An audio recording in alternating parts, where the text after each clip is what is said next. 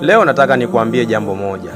Mafanikio pekee yanapatikana kwa njia ya kujituma, kufanya kazi kwa bidii na kumuomba Mwenyezi Mungu.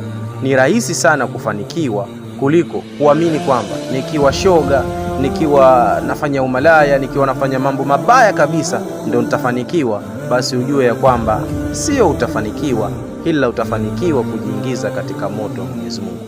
Hivyo basi, matendo mazuri siku zote ndio ambaye yanamfanya mtu hawezi kufanikiwa kwa Mwenyezi Mungu, na matendo mabaya ndiyo yanamfanya mtu aendelee kuathirika hapa duniani. Mambo yake hayaone yawe magumu, mambo yake hayaone kwamba hayakai vizuri, kwa sababu tayari ameshaweka dhima mbaya mbele ya Mwenyezi Mungu. Nakumbuka ya kwamba kama ukikaa ukiwa unadiriki kumwomba Mwenyezi Mungu, ni rahisi sana kufanikiwa, ni rahisi sana kukuondolea matatizo yako uliyokuwa nayo. Tofauti na hivyo, ukiamini kwamba mtoto wa kiume, wewe mtoto wa kiume, kuwa shoga ndiyo kufanikiwa katika maisha yako, basi ujue umekula hasara kubwa sana.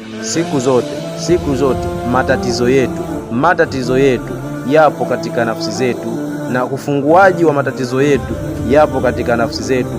Na nikuambie tu jambo moja, kufanikiwa ni kutaka kwako wewe mwenyewe, kutofanikiwa ni kutaka kwako wewe mwenyewe. Vyote Mwenyezi Mungu ametuwekea wepesi. Hivyo basi, muombe sana Mwenyezi Mungu asikuingize katika makundi mabaya ukafa kifo kibaya.